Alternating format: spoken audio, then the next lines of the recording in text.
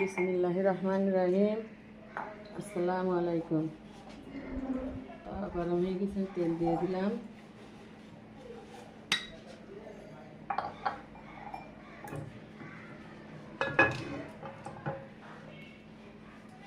মাছগুলো ভেজে নেব। বাটা মাছ,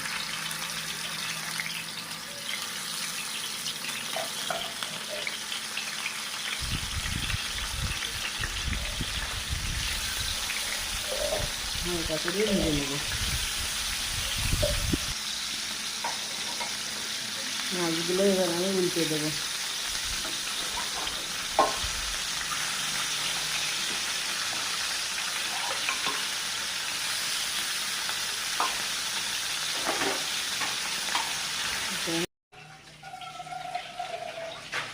তেল দিয়ে দিলাম। আর গরম হয়ে গেছে, আমি কচুরমুখী দিয়ে মাছ দিয়ে রান্না করবো।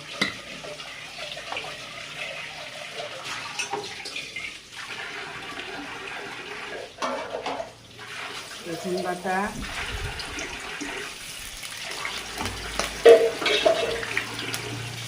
পেঁয়াজ,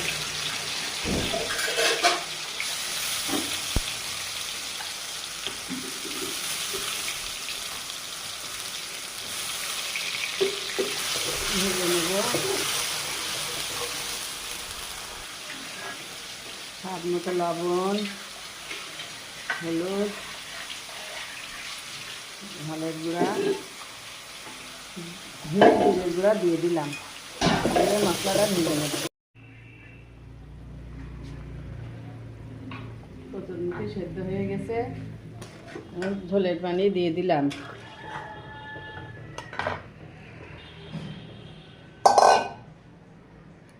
চারটে আস্ত জলপাই সেদ্ধ দিয়ে দিলাম কচুরমুখির ভিতরে। এভাবে সেদ্ধ দিয়ে ভাতের সাথে মেখে খেয়ে দেখবেন, খুব ভালো লাগে। জলপাই সেদ্ধ দিয়ে দিলাম। কচুরমুখী সেদ্ধ হয়ে গেছে, এবার আমি ভেজে রাখা মাছগুলো দিয়ে দেব। মাছগুলো দিয়ে দিলাম।